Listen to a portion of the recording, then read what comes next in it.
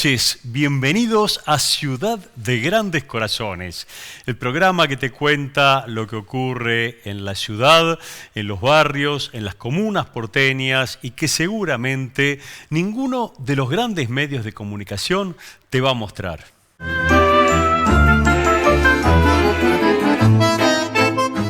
Paula Castelli, fotógrafa de aves, ha recorrido la ciudad, los parques, las plazas, las reservas, sacando fotos de la notable avifauna que puebla nuestra ciudad, más de 300 especies. Y vamos con una nota imperdible, la primera parte de Paula Castelli, donde nos va a mostrar las avifauna de la reserva de Costanera Norte, Parque Chacabuco, Palermo, Costanera Sur.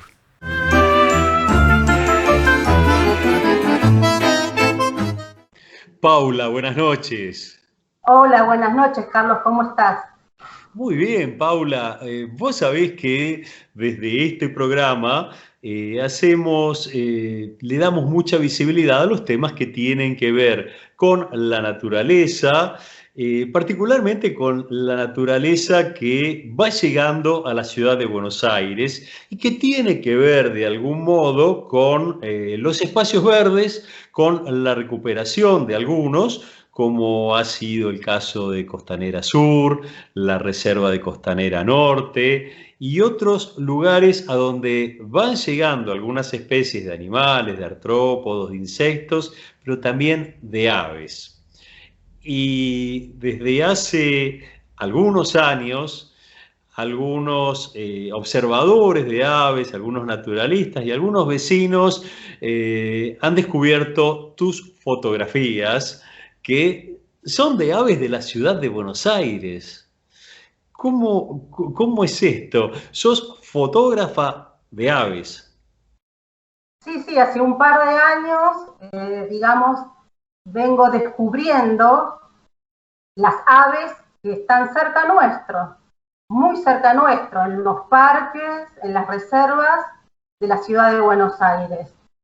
Así que hará un par de años que vengo fotografiando estas diferentes especies y lo que yo más quería era que la gente también las conozca, porque uno no se imagina lo que tiene cerca de uno, con solo por ahí abrir una ventana y ponerse a observar en un árbol la cantidad de especies de aves que hay.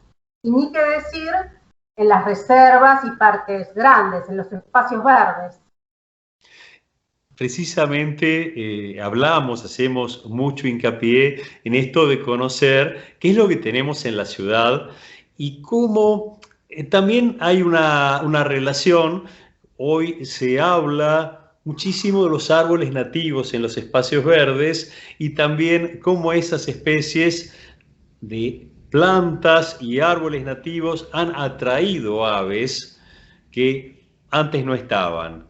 Y empezar a conocer esto es la razón, de algún modo, de esta lucha para tener más y mejores espacios verdes con mayor biodiversidad. Sí, yo soy una gran defensora de los espacios verdes.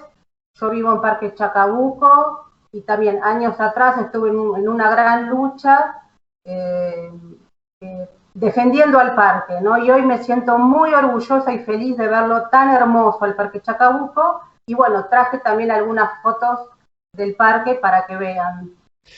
Bueno, yo te propongo que arranquemos, que nos muestres el trabajo de Parque Chacabuco y de otros lugares de la ciudad de Buenos Aires. Bárbaro, muy bien.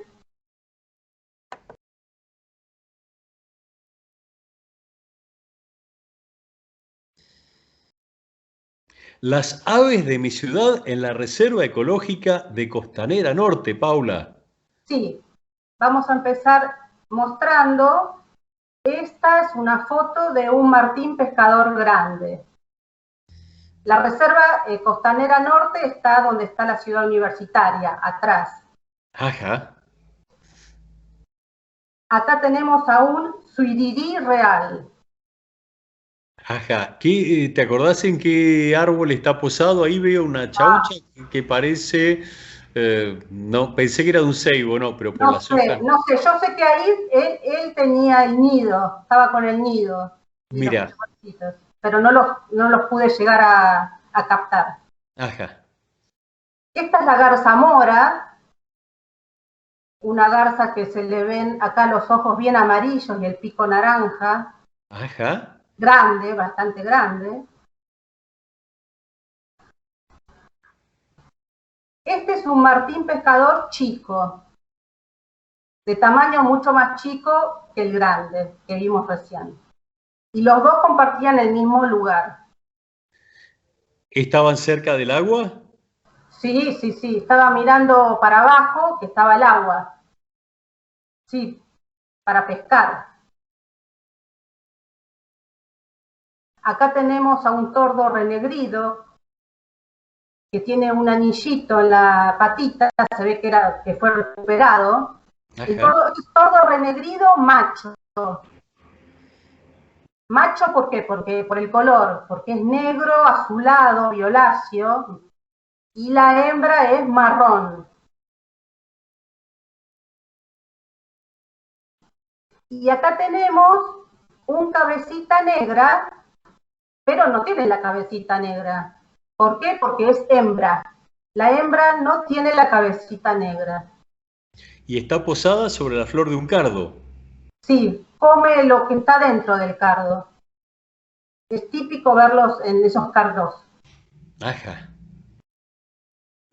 Bueno, ahora pasamos a las fotos del Parque Chacabuco, de mi El Parque barrio, Chacabuco. sí, mi barrio. Y acá tenemos a los horneros. El hornero es el ave nacional de la República Argentina.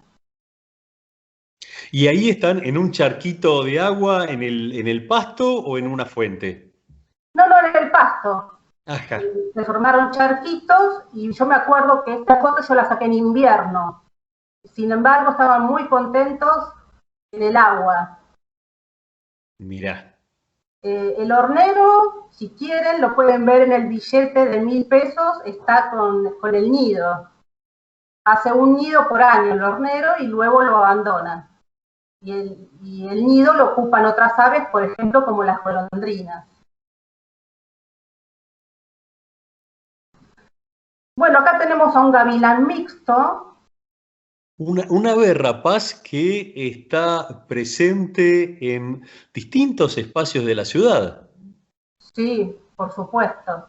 Donde vean muchas palomas que vuelan al mismo tiempo desesperadas, presten atención que seguro que van a ver un gavilán mixto. Ellos Y se, cazan en grupo. y se alimenta de la bifauna, en este caso de palomas. Sí, su plato preferido son las palomas. Ajá. Paula, uno de los mitos de los que mucho se habla desde hace años es que los sucesivos jefes de gobierno han traído halcones y gavilanes a la ciudad, aves rapaces, para controlar la población de palomas. ¿Qué hay de cierto de todo esto? ¿Realidad o mito urbano? La verdad que no estaba enterada de eso. No te puedo decir. Para mí que es todo un mito. Estas aves, bueno, se fueron reproduciendo aquí por la gran cantidad de palomas que hay. Gracias a Dios, que hacen como un equilibrio. Claro, es el recurso de estos animales y a su vez las controlan. ¿Qué más tenemos en Parque Chacabuco? En Parque Chacabuco tenemos a la típica paloma picazuró. La picazuró es la paloma más grande que tenemos en la ciudad. Esta también la saqué en el Parque Chacabuco. Y fíjense el color naranja intenso de sus ojos. Y que además tiene la particularidad de tener un canto muy triste, ¿no? Una cosa como lúgubre, diría. Sí, sí, sí. Bueno, acá tenemos en el mismo charco, donde veíamos a los horneros, ahora vemos a los cardenales. En una pequeña discusión de padre con hijo, el adulto es el que tiene las plumas rojo intenso en la cabeza. Y el juvenil es el que tiene más amarronadas las plumas de la cabeza. Un rato antes yo de fotografiarlos, el adulto le estaba dando de comer en el pico, al pichón, que es un pichón bastante grande por lo que vemos. Sí. Esta es la tortaza común. Generalmente van de parejas, están en pareja. Y acá estaba, bueno, solita mirándome y me gustó el fondo del agua y ella poniendo en remojo las patas. Uy, pasé dos. Vuelvo para atrás, ¿eh? Bueno. Acá vemos al venteveo. Hay un montón de venteveos acá en Parque Chacabuco. Es el que lo conocemos denominado como bicho feo, por su canto, ¿no es cierto? Si prestamos atención a esta foto, bueno, él me está mirando, el venteveo, donde nace el pico, en la parte ancha del pico, vemos como una comisura amarilla. No sé si se logra ver. Sí, sí, se ve perfectamente, como una comisura y como un antifaz. Sí, bueno, la comisura amarilla significa que es juvenil, el adulto no la tiene. Y sí, tiene el antifaz propio del venteveo. Paula, además, no se aprecia aquí, pero es un ave que en algún momento muestra una especie de cresta. Sí, sí, sí. Como que le sale una crestita de la cabeza, pero bueno, en esta ocasión no. Y acá tenemos a las cotorras comunes. Seguramente las habrán visto. Y está también en el Parque Chacabuco. En general, si prestan atención, siempre están como sacando ramitas para construir los nidos. Tienen un lindo color, un color verde fuerte, y abajo de las alas un color turquesa. Que además construyen unos nidos muy, muy importantes, muy grandes, particularmente en los eucaliptus, las vemos también a veces en las palmeras. Sí, totalmente. Donde haya palmeras seguramente están, y en los eucaliptos hacen esos gigantes nidos, todo un trabajo. Realmente se la pasan trabajando a full las cotorras.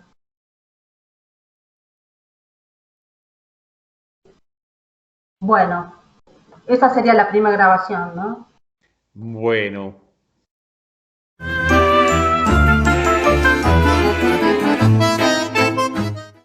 RS Positivo, nuevamente en Ciudad de Grandes Corazones. En este momento, Rudy habla con el dedo de Freud, la primera parte de una nota sensacional. RS Positivo tiene el inconmensurable placer de presentar esta novedosa serie titulada El Dedo de Freud. En este segundo episodio presentamos para el dedo lo que es del dedo. Auspicia esta primera parte Suscritopidol para este mundo alucinante y suscríbete al canal de YouTube de RS Positivo. Tengo miedo. Es normal. ¿Yo soy normal o que tenga miedo normal? ¿A usted qué le parece? Sí, no importa lo que me parezca a mí. Lo que importa es lo que le parece a la Corte Suprema. ¿Esa es su opinión? No, esa es mi manera de preguntarle. ¿Cómo dice eso sin preguntárselo? Por eso le pregunto, ¿cómo dice eso? Y bueno, esto es así porque lo que ellos dicen tiene fuerza de ley, tiene fuerza de cosa justa. Bueno, para eso son la Corte Suprema de Justicia, se supone que son justos. ¿Y a usted le parece justo que en medio de una pandemia, de una ola de contagios, digan que está bien que haya clases presenciales? Bueno, ich weiß nicht. O no lo sé, ¿se habrán percibido a sí mismos como epidemiólogos? ¿Ve? ¿Ve? Veo, pero ¿qué cosa? No, no me venga con esos jueguitos. Le estoy diciendo que ve por qué tengo miedo. Mire si mañana se autoperciben dioses y todos nosotros le tenemos que rezar. Mire si mañana se autoperciben zoólogos y dicen que todos nosotros somos canguros. Bueno, eso no sería tan grave. Igual estamos viviendo a los altos. Si usted siente que le cuesta dormir, fíjese si no le están cobrando un extra. Mientras tanto, tómese un Suscritanil y duerma tranquilo. Suscritanil auspicia el siguiente capitulito. Sáqueme una duda. No puedo. Soy psicoanalista.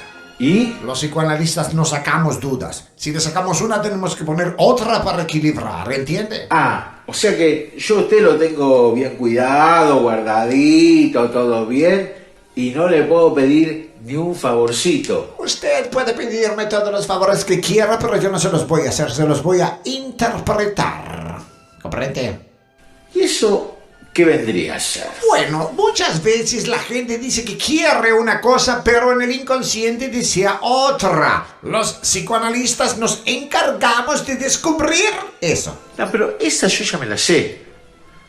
Pero usted no es mi analista. Por supuesto, si yo fuera su analista no le diría esas cosas. ¿Y qué me diría? Ah, no. A eso no se lo puede decir gratis.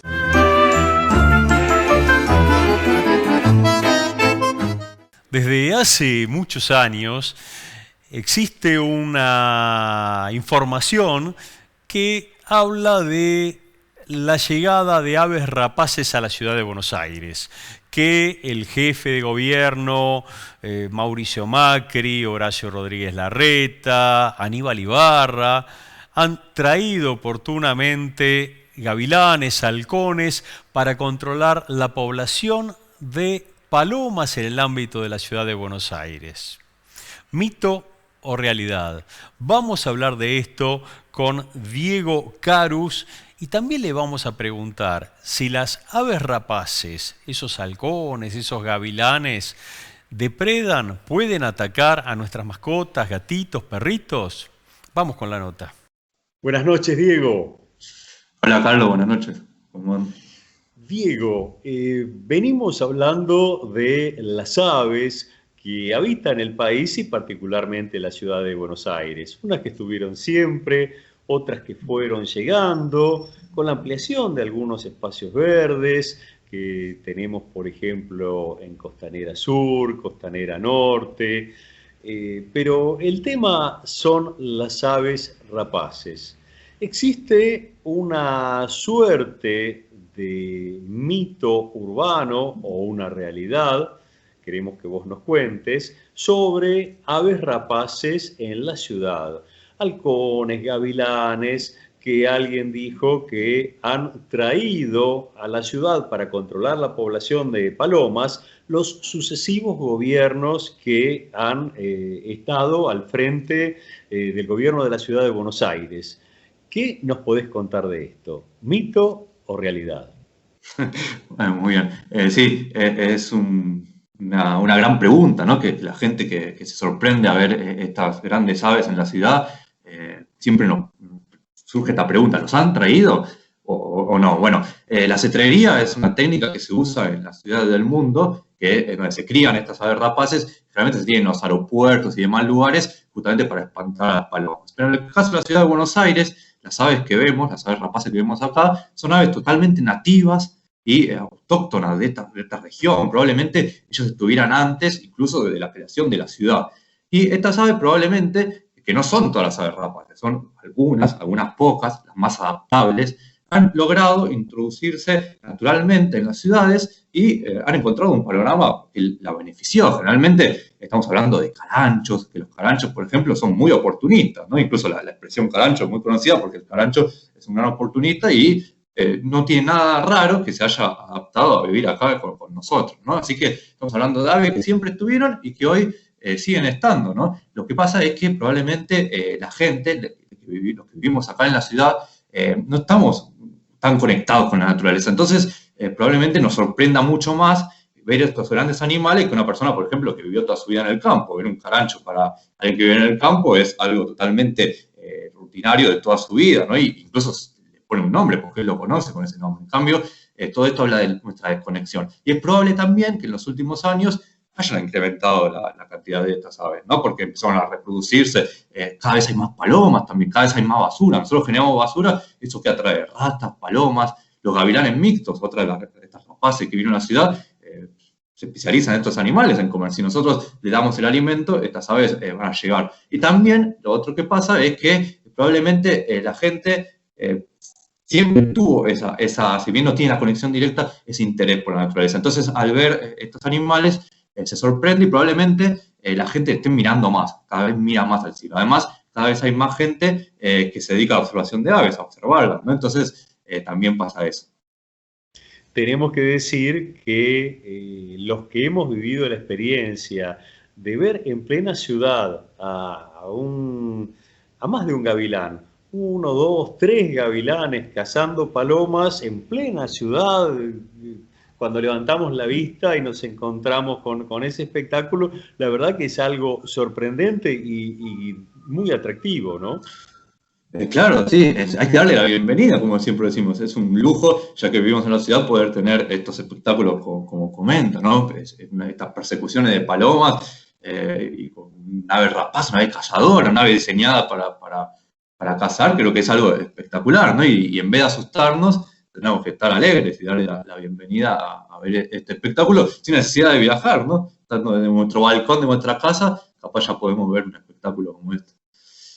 Diego, otro de los mitos tiene que ver con que las aves rapaces se dedicarían a atacar a las mascotas, a gatitos pequeños, perritos. Particularmente hace poco me decían, se quejaba un grupo de vecinos que decía que un hospital que estaba poblado de gatos, las crías de los gatos eran víctimas de halcones que supuestamente los estaban atacando, los estaban depredando.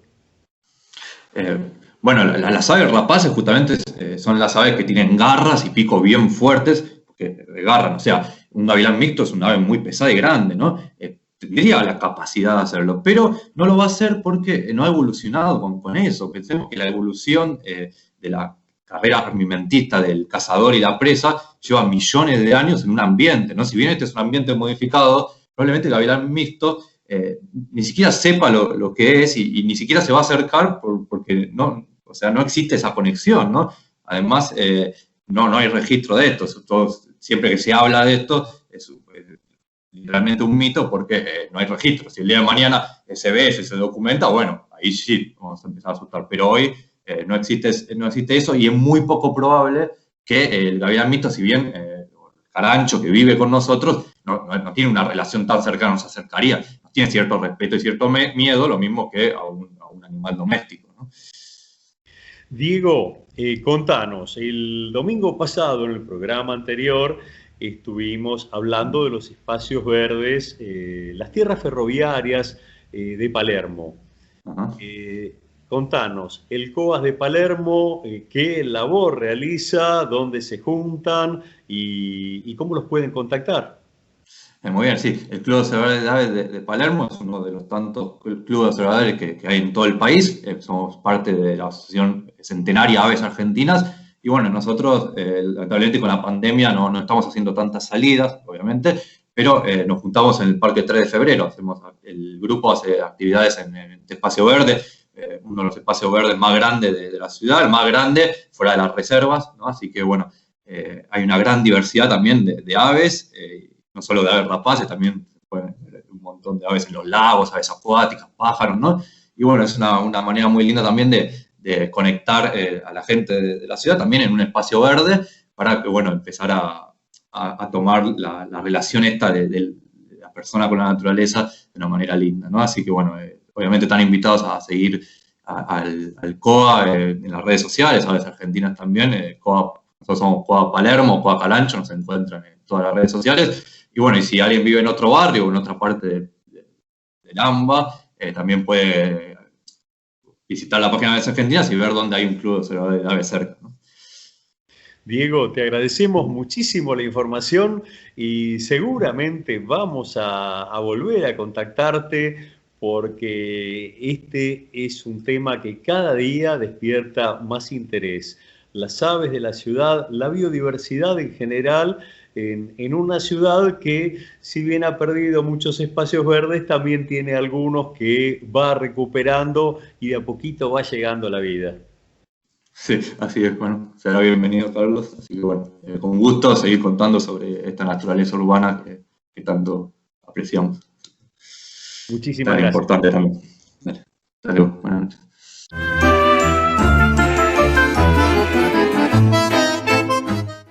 Los grandes medios de comunicación acostumbran hablar del campo, denominar campo al negocio de los granos, al negocio de la carne. Pero hay otro campo que tiene muy poca visibilidad, que tiene que ver con otras cuestiones, por ejemplo, la fruticultura. Una actividad que, a diferencia del negocio de los granos, de la soja, genera mucha mano de obra y además se puede realizar en superficies mínimas. No hace falta tener miles de hectáreas ni cientos de hectáreas. En un terreno, en un espacio a lo mejor de 1, de 2 hectáreas, se puede hacer un muy buen desarrollo. Y si a esto agregamos que hay frutales que son novedosos, que tienen un muy buen valor de venta, y que son sabores nuevos que se pueden consumir en fresco, que se pueden llevar a la industria, es como que todo el negocio cierra. Vamos a la entrevista con Sebastián Coruniac del vivero de Misiones de Cerro Azul, Vive Ser.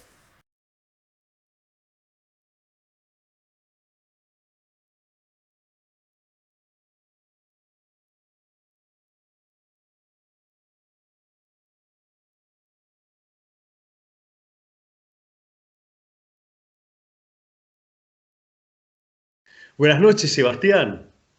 Buenas noches, don Carlos. Gusto saludarlo y gracias por el espacio. Gracias a vos por atendernos.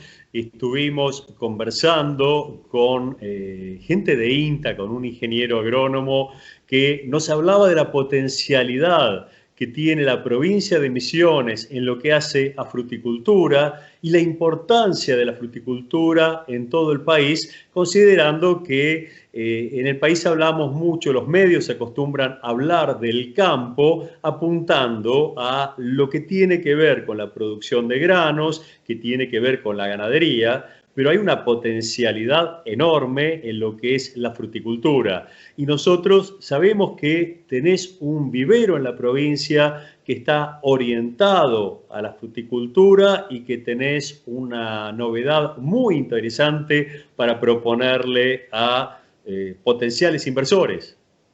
Así es, don Carlos. Actualmente estoy llevando adelante 2 emprendimientos. Uno es un vivero de plantas frutales que actualmente está ofreciendo plantines de palta variedad Hass, mango con diferentes variedades comerciales.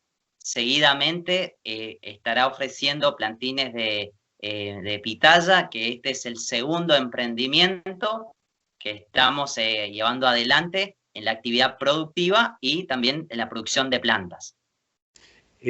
Bueno, hablamos precisamente de especies que no son tradicionales. Normalmente cuando hablamos de frutas en la Argentina pensamos en los citrus, pensamos en bananas, en manzanas, en peras, pero ustedes vienen con una propuesta muy novedosa y con un frutal que tiene un muy alto valor agregado, un valor muy alto de mercado. ¿Cómo es esto? Así es, don Carlos, es la pitaya, es una fruta muy novedosa, bastante nueva a nivel nacional y mucho más en la provincia de Misiones, y bueno, tiene muchos atributos como para aquellos inversores o productores que quieran llevar adelante esta actividad productiva, porque tiene muchas ventajas en comparación a otros frutales tradicionales. La pitaya, contame, nosotros vamos a mostrar imágenes, pero yo la he visto en alguna oportunidad, en algún mercado muy especial, a valores que la verdad eran sorprendentes.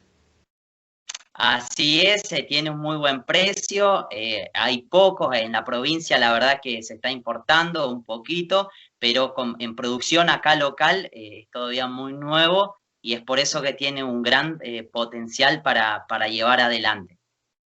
Y aproximadamente, para darle una idea a la gente que quiere conocer esto, ¿cuánto vale el kilo de pitaya en un mercado? Nosotros manejamos precios que no tenemos muchas referencias porque es escaso en la provincia, pero andan de frutas que trae un mercado conocido de la zona que lo importa y está vendiendo por unidad a 250 pesos la unidad. Sería la fruta en frutas entre 300 y 400 gramos, o sea que poniéndole un promedio 450 pesos el kilo, que es muy buen precio, es muy tentador para un productor llevar adelante esta actividad. Además, es una actividad que no requiere una gran superficie para poder desarrollarla. Así es otra de las gran ventajas que tiene la pitaya, que es altamente productiva y no se necesita para empezar mucha superficie, es manejable y lo que le permite a esta planta es rápidamente entra en producción y tiene entre 4 a 6 floraciones en el año, haciéndole bien la tarea con manejos, y lo que le permite a un productor, a un posible inversionista, es tener rédito económico con la venta de la fruta en un tiempo bastante prolongado, que eso es escaso en otras especies frutales. 4 a 6 floraciones son 4 a 6 veces que tienen frutos, que dan frutos. Correctamente, se hace entre 4 a 6 cosechas anuales con esta especie de la pitaya, así es. Sebastián, contame, hablamos de la pitaya, pero también de otras especies que son de interés y que tienen un costo importante en el mercado, un valor interesante como puede ser el mango y la palta. En estos casos ya hablamos de especies que necesitan más tiempo para desarrollarse. Así es, eso es un poquitito más tiempo, pero Misiones tiene condiciones climáticas favorables para llevar adelante la actividad con estas especies, con palta, con mango, por supuesto en lugares estratégicos, pero cuenta con grandes potenciales. Y bueno, Vivecer es un emprendimiento nuevo en la provincia que está ofertando plantines de estas especies, porque muchas veces para un productor un limitante es la adquisición de plantines que tienen que irse a otra provincia y los costos se encarecen muchísimo más, y es lo bueno y lo importante que en la provincia se sigan desarrollando viveros, y como el que estoy llevando adelante, que ya ofrece plantines de estas especies que en la parte productiva es altamente rentable.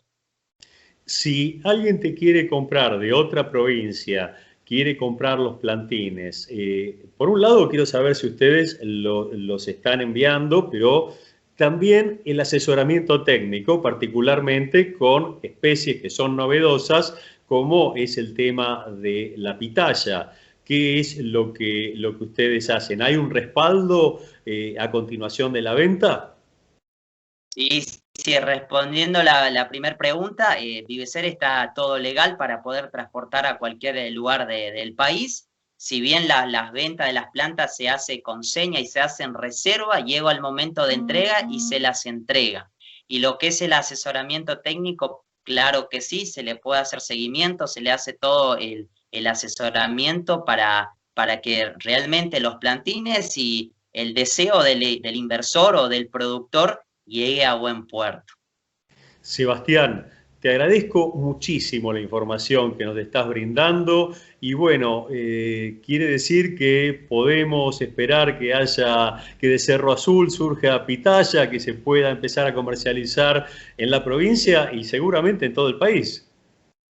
Así va a ser, don Carlos, esto es muy nuevo y hay para explotar muchísimo y se va a dar a conocer próximamente y van a llevarse adelante mucha superficie en lo que son estos cultivos. Gracias a usted, don Carlos. Gracias, Sebastián. Buenas noches.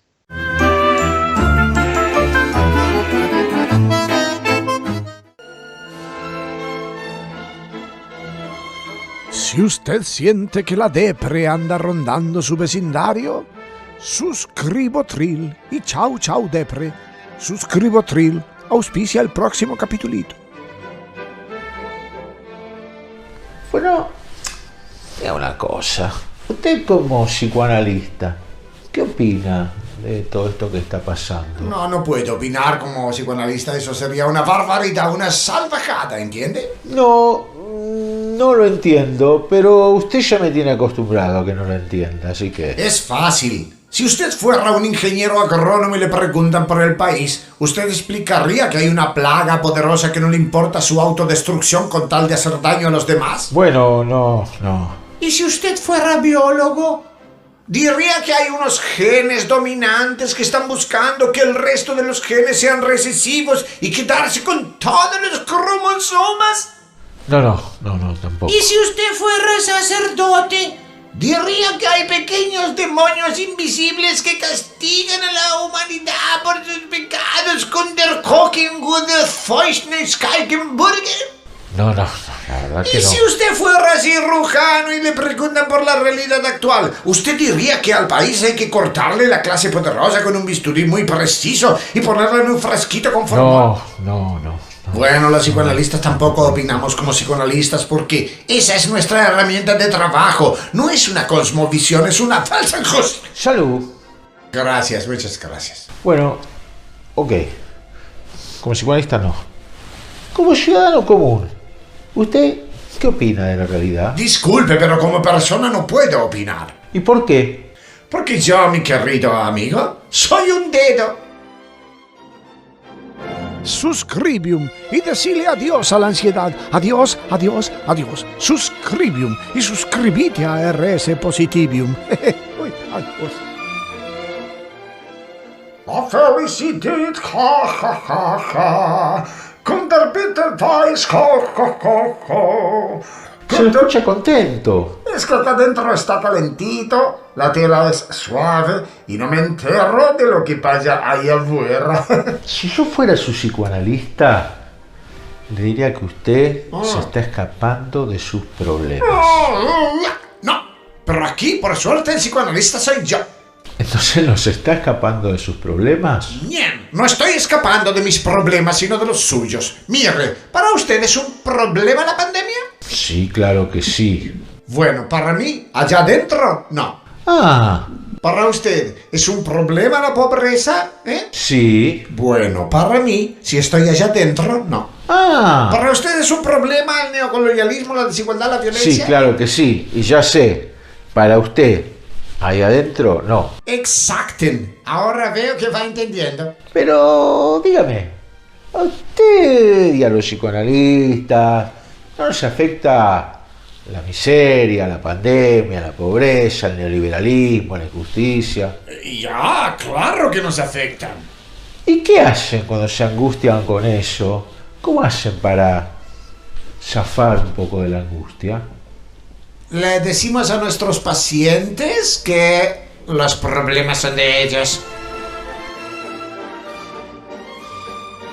RS Positivo agradece a Rudy, actuando de Rudy, al dedo de Rudy, actuando de Freud, a Alejandro, que hizo la voz de Freud, que actúa en el dedo de Rudy, y a todos nuestros suscriptores. A los que no se han suscrito todavía, no sé si se lo vamos a agradecer. Hasta la próxima.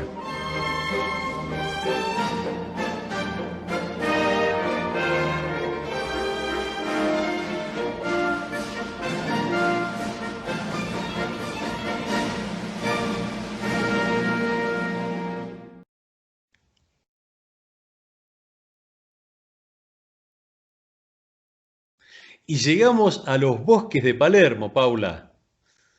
Sí, sí. Bueno, acá tenemos Macápico grueso almorzando. Una chanchita. Sí. Así lo definen a esta especie de pez característico, ¿no? Que se encuentra comúnmente en los lagos de Palermo. Sí. Bueno, acá tenemos a la aninga, muy característica del lago Regatas, si la quieren ir a ver. Esta es hembra, Ajá, cuello muy largo. muy largo. Acá tenemos a las garzas chiflonas o chiflón. Ajá. Muy lindo el colorido de su cara.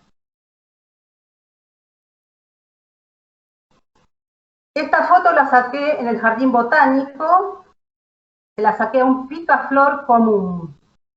Ajá. En el lago Regatas hay una isla en el medio y en esa isla se veía a la garza bruja. Esta es una garza bruja que no está gritando, está bostezando.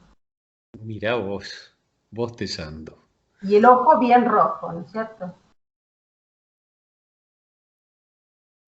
Caminando por ahí, por los bosques, había un tronco hueco y de ahí salió el ñandai, típico con su cabeza negra. En el lago Regatas se forma un gran garzal de garzas blancas y garzas brujas. En este caso tenemos una garza blanca. Es una garza muy grande con el pico amarillo.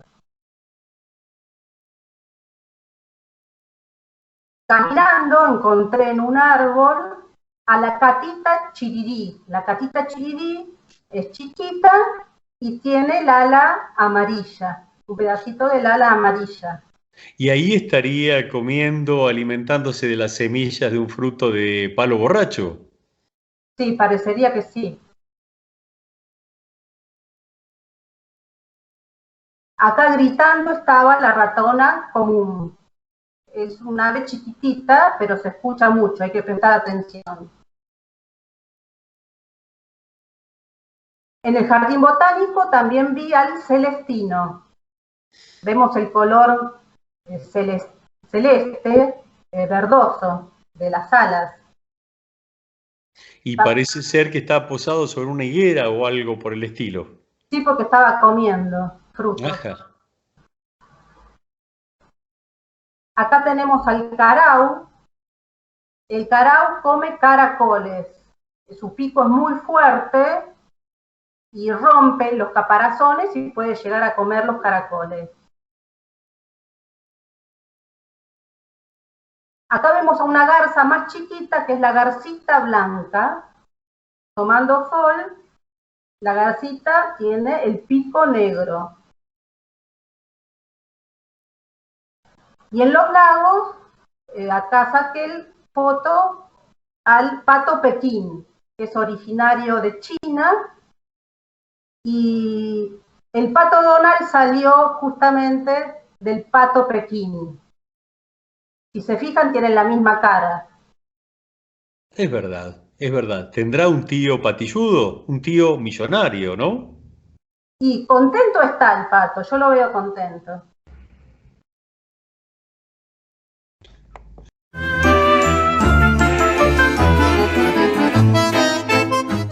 Ecológica de Costanera Sur se han registrado unas aproximadamente 350 especies de aves. ¿Es correcto esto, Paula? Sí, que es la cantidad de especies total de la ciudad de Buenos Aires, que se encuentra en la ciudad de Buenos Aires. Acá vemos el churrinche macho, porque el churrinche hembra es marroncito. Ajá. El caburé, muy así curioso, siempre mirando las cámaras, es muy chiquito el caburé chico se llama. Acá vemos a unos tordos músicos, la mamá dándole de comer al hijito y músicos se llaman por su melodioso canto. Los infaltables caranchos, en los edificios, en las antenas, Que los vemos con frecuencia en muchos parques de la ciudad de Buenos Aires también. Sí, en toda la ciudad. Si uno se ponen a ver detenidamente, los caranchos están, al igual que los gavilanes mixtos, ¿no? Buscando a ver palomas o qué comer. Este es el carpintero real. Esta es la garcita azulada. A diferencia de las otras garcitas, el cuello está muy pegado al cuerpo, no tiene ese cuello largo que tenía la garza blanca, por ejemplo. Esta es la viudita blanca o viudita lomo negro, una especie muy linda, muy chiquita de ave, que está en la Reserva Costanera Sur. La infaltable calandria grande, la gran imitadora de voces es la calandria. Hasta imita relinchos de caballo. Notable. O ladridos de perro. Acá tenemos Ipacá, un ave grandecita y muy colorida. Este es el carpintero campestre, porque es de color amarillo. Los chajás, aves muy grandes.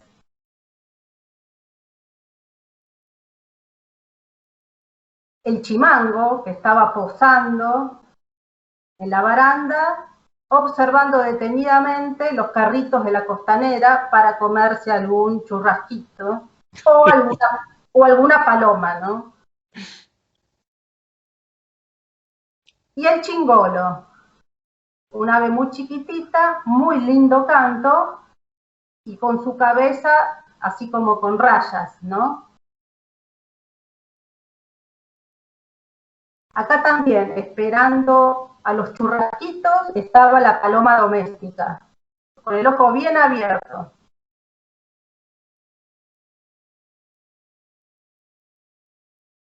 El oco colorado es un ave muy linda, que el cuello se estira, parece como una jirafa de tanto que se estira. En este caso no está girado el cuello. Y cuando lo contrae es notable el volumen que adquiere. Impresionante cuando está el cuello abajo metido y cuando lo levanta muy alto. Este es el picabuey, que lo podemos ver, es el ave que está sobre los lomos de las vacas, de los caballos, ¿no? Por eso se llama picabuey, comiéndole las garrapatas y los bichitos. Que recuerda un poquito al venteveo, al bicho feo. Sí, por el color amarillo. Y acá tenemos al pepitero de collar. Macho es este, porque el pico es naranja. La hembra tiene el pico gris. Un pico que se ve muy fuerte, ¿no? Como que es un ave que se alimenta de granos, granívora. Sí. Ajá. Sí.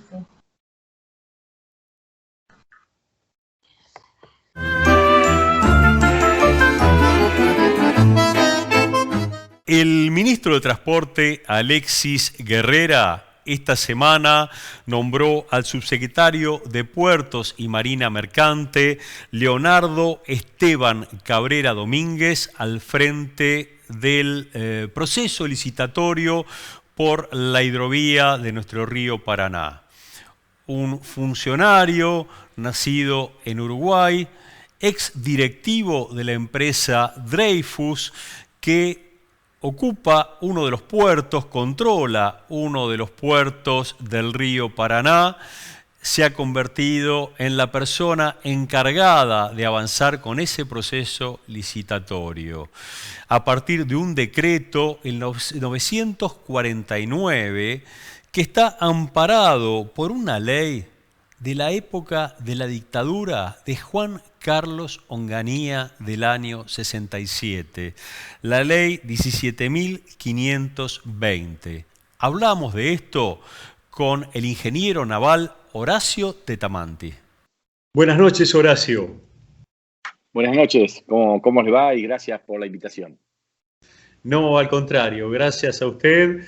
El domingo pasado estuvimos reunidos con Mempo Giardinelli, hablando de nuestro río Paraná, hablando de los puertos argentinos en manos privadas, como una suerte de enclave colonial, los 25 puertos que están sobre el río Paraná.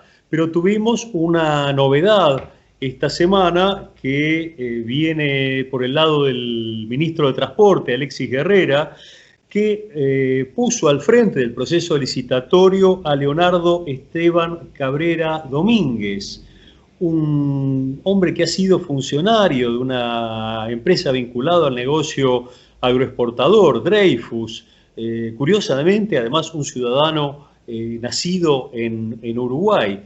¿Qué nos puede decir de esto? Mira, lo cierto es que yo en general trato de no personificar en nombres y apellidos porque siempre entramos en una cuestión que termina deslizándose hacia terrenos donde uno no contribuye, ¿no?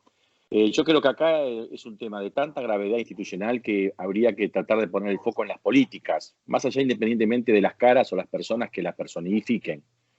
Lo cierto es que ya a principio de esta nueva etapa de gobierno, donde muchos de nosotros que no solamente lo votamos, sino que lo militamos, empezamos a advertir cierta preocupación, particularmente en el sector de transporte, porque a poco de andar, el fallecido, trágicamente fallecido ministro Meoni, empezó a dar señales confusas respecto de una real vocación de cambio, de transformación, de lo que se venía trayendo desde la época de Macri. Y a poco de andar, se fue pareciendo cada vez más a una especie de confirmación de la política que venía Macri, fundamentalmente con la primera decisión trascendente que toma, que es la prórroga de las concesiones del Puerto de Buenos Aires. Es decir, se echó mano nuevamente a la misma metodología que se viene trayendo desde la década del 90, de estas mismas concesiones y privatizaciones y políticas, digamos, que básicamente fueron impuestas por el consenso de Washington, se fueron, digamos, consolidando en el tiempo a través de este mecanismo conocido de la prórroga.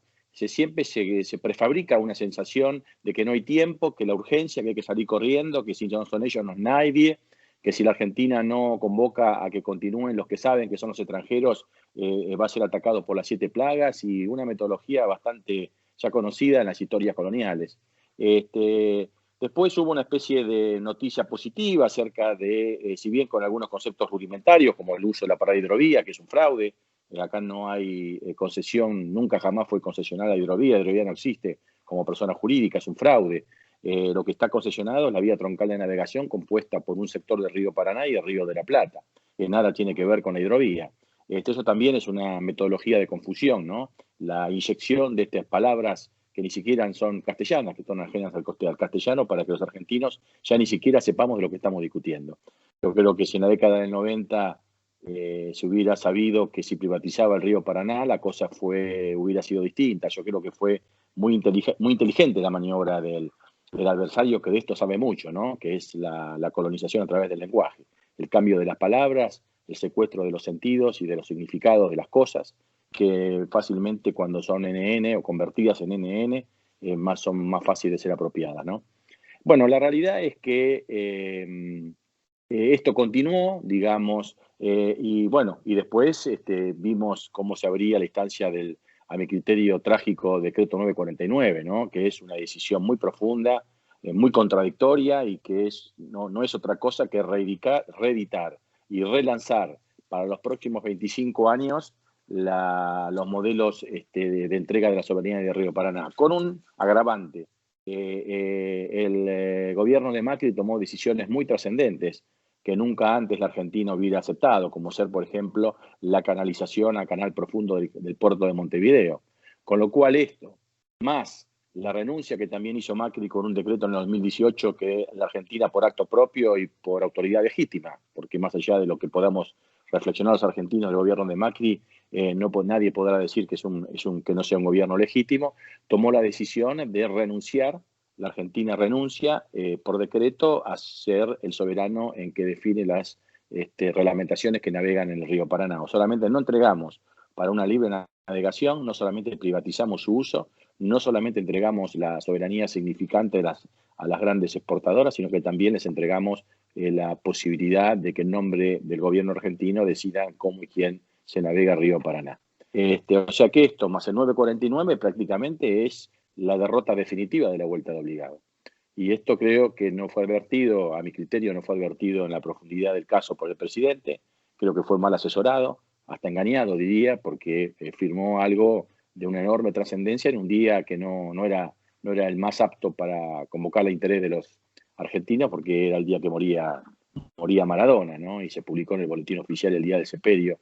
Seguramente los argentinos no estábamos con el mejor ánimo ni la atención en un tema que es de trascendencia absoluta, ya no solamente para la actualidad argentina, sino que esto hipoteca el futuro de varias generaciones futuras de los argentinos, y creo que estamos militando para que sea revisado. Bueno, me comentabas que estuvo Mempo contigo, creo que vaya la oportunidad para felicitar el enorme esfuerzo que está haciendo Mempo, que ya entre algunos o pocos que se han cargado al hombro una lucha, tratando entre algunos de advertir a los argentinos de que si no reaccionamos a tiempo y de llegar a buen puerto este 949, seguramente la Argentina va a quedar extremadamente condicionada de cara al futuro, ¿no?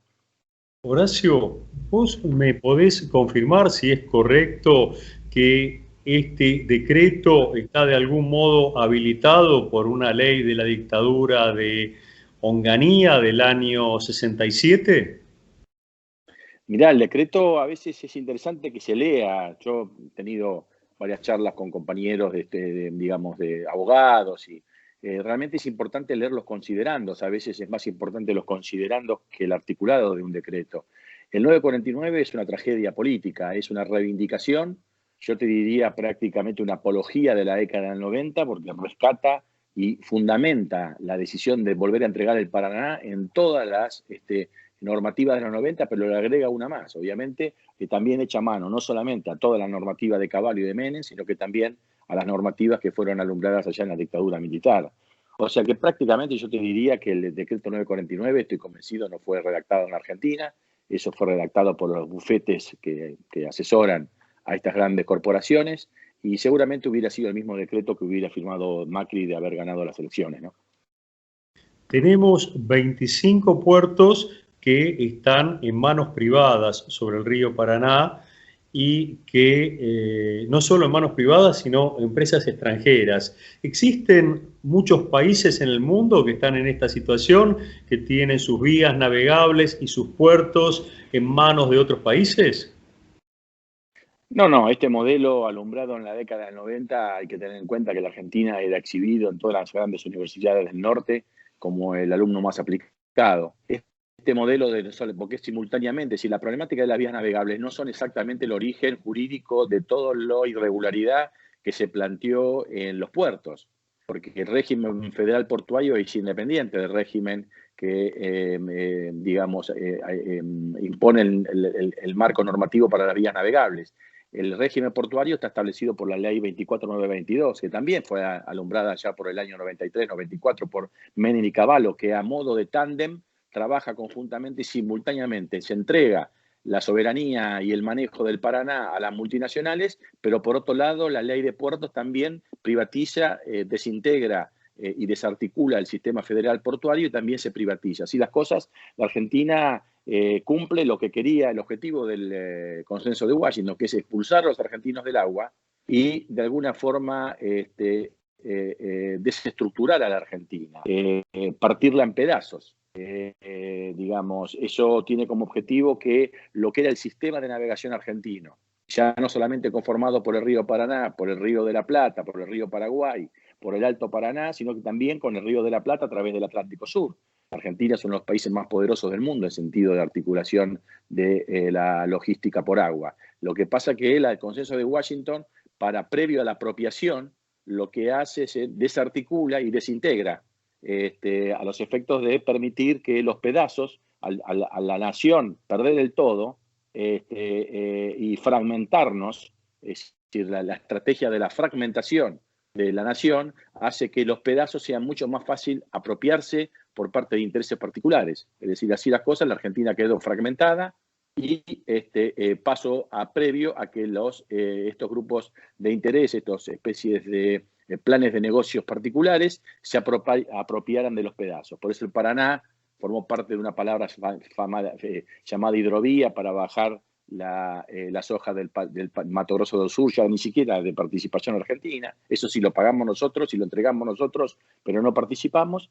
Y la vía troncal de navegación entregada también a las mismas cerealeras, pero con puertos argentinos. Y los puertos argentinos, por la 24922, privatizados y entregados a estos mismos intereses. Con lo cual, ningún país del mundo entrega todo esta formidable estructura geopolítica y estratégica justamente a los intereses extranjeros. Yo digamos que soy estudioso del tema, no encuentro ningún país, ni siquiera algo parecido a lo que se ha hecho en la Argentina, ¿no? Deberíamos agregar a esta entrega de los puertos que precisamente las empresas que están exportando por esa vía no tienen ninguna clase de control, o sea que sacan del país algo que no fue controlado. Nos tenemos que remitir a que declararon a lo mejor 100 toneladas y sacaron 1 millón de toneladas. Nadie puede controlar eso. ¿Esto es correcto?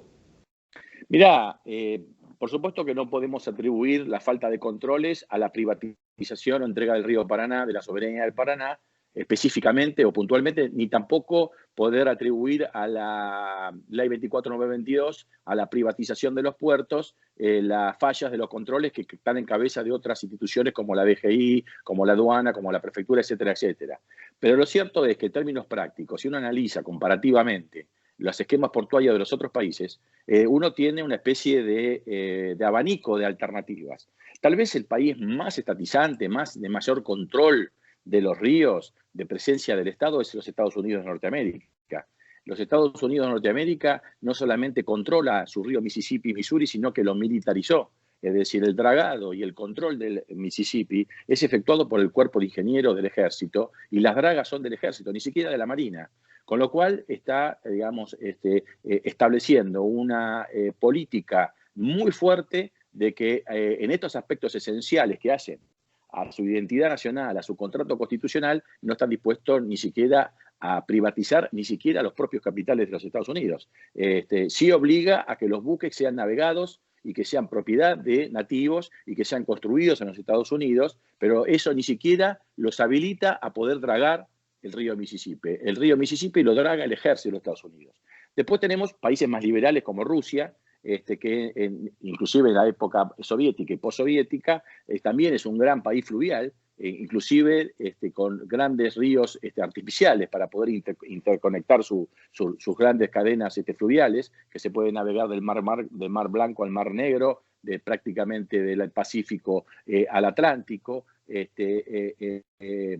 también con una presencia muy fuerte del Estado. Y después tenemos Alemania, Francia, China, inclusive con la presencia de sus grandes ríos fluviales. En todos estos países que tienen gran presencia del Estado, inclusive de vez en cuando aparecen en las crónicas norteamericanas la presencia o de contrabando o de tráfico ilegal de sustancias, por ejemplo. Eso está indicando que por más presencia del Estado, hacen que para cualquier país, inclusive para los Estados Unidos, que han militarizado su río, están denotando que la fiscalización en estos ríos es una tarea muy difícil. Ahora, si a una tarea difícil le agregamos que además el Estado entrega absolutamente la soberanía, entrega el río, lo privatiza, entrega los puertos a los mismos intereses, se desentiende de la presencia argentina, creo que para la Argentina la tarea ya de difícil pasa a ser imposible. Con este esquema de semejante entrega de la participación del Estado, no solamente en las vías navegables, no solamente en los puertos, no solamente por la ausencia de flota de bandera nacional, no solamente por la ausencia de una estructura industrial para sostener una marina mercante soberana, es evidente que ese combo hace que explicar la insuficiencia de los controles sería muy fácil. Es más, algunas teorías dicen que está todo bien, inclusive algunos ministros de gobierno dicen que está todo bien, que el problema no está ni en los puertos ni en las vías navegables, que en realidad son problemáticas que se habría que achacárselas a la aduana o a la prefectura y que no tienen nada que ver con las vías navegables y que los canales que están como están anduvieron todos muy bien. Esa es la teoría que inclusive de algunos ministros de este gobierno, que parecerían ser más macristas que los propios. He escuchado cosas que ni siquiera escuché en boca de ministros macristas. Y es evidente que no hay forma, por más que se refuercen los controles, tanto la prefectura de la aduana, con este semejante esquema de cesión de soberanía, es imposible que la capacidad de fiscalización del Estado argentino pueda ser exitosa. Horacio, te agradecemos muchísimo toda esta información y nos vamos a mantener en contacto. Por supuesto, a disposición y bueno, a seguir militando porque quedan ya menos de 90 días y los tiempos se acortan, ¿no? Y hay que tratar de lograr una gran movilización para que el río Paraná y el río de la Plata y conjuntamente con el Atlántico Sur no sean entregados a estos intereses multinacionales, porque yo creo que seguramente, de ser así, la Argentina habrá condicionado e hipotecado enorme cantidad de posibilidades de cara al futuro, ¿no? Seguramente, sí. Estamos en comunicación, entonces. Muchísimas gracias. No,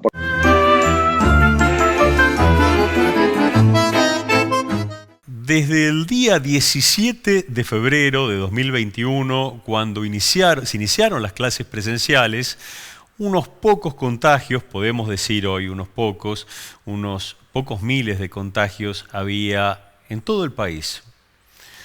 Con el inicio de las clases coincidió que empezaron a aumentar los contagios hasta llegar al día de hoy que contamos por decenas de miles, más de 30.000 contagios en todo el país. La ciudad de Buenos Aires no es la excepción, pero hay médicos que están en la primer línea de batalla también, atendiendo a los pacientes todo el día, permanentemente enfrentando situaciones de suma dureza, donde es la lucha contra la enfermedad, la diferencia entre la vida y la muerte que viven a cada momento. Escuchamos a una médica de terapia intensivista. Nosotros estamos en esta batalla, digamos, en la primera línea de batalla desde hace más de un año. Pasamos de tener una mortalidad habitualmente en una terapia intensiva del 20%, algunas veces del 30%, a pasar a tener a más del 70%. Si tengo que mencionar alguna situación que nos marcó, un paciente de 26 años que falleció en esta semana y su papá, que está peleando por su vida, en la cama que estaba al lado de él. Estamos emocionalmente tocando fondo. Como médica, como encargada de este lugar, apelamos a que tomen conciencia, que nos ayuden y que se ayuden, porque si tienen en algún momento la desgracia de tener un paciente acá, les puedo asegurar que es la peor experiencia que van a vivir en su vida.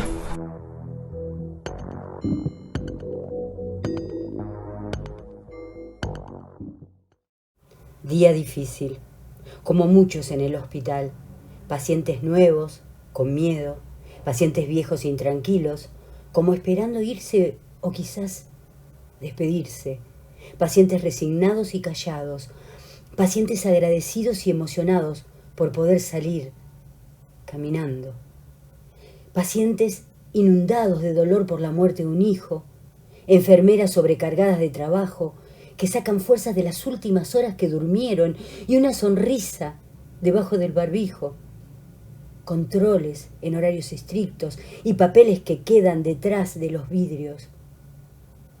Hoy vi una enfermera llorando. Hacía 3 días no veía a su beba de 6 meses. Mi celular sonando en silencio sobre el escritorio, esperando a los otros pacientes que no pude atender por la demanda, por la pandemia, por el cansancio. Ojeras, sueños, quejas, broncas, enojos, esperanzas, rezos y bendiciones. Y más tarde calma, luz y paz en esa viejita que consuela a la que perdió su marido, la que reza por su esposo intubado, la que confiesa su peor miseria delante de desconocidos porque no sabe si sale caminando del pabellón de mujeres. Ojalá fuera solo revisar pulmones, ojalá solo fuera tomar el pulso, ojalá solo fuera medir oxígeno. Hoy rogaba poder entender tantas almas y tanto dolor. Y pensé que muchos de los que estamos en esto pasamos lo mismo y no tenemos tiempo de compartirlo. Y se nos atraganta esa bronca de no poder hacer lo suficiente por ayudarnos y sostenernos entre nosotros, los que ayudamos y acompañamos pacientes. ¿Y a nosotros? Médicos, enfermeros, psicólogos, trabajadores sociales, kinesiólogos, bioquímicos, técnicos. ¿Quién nos sostiene? Somos profesionales que ponemos el alma y el cuerpo al servicio de los demás. Pero antes de todo eso, somos profundamente humanos.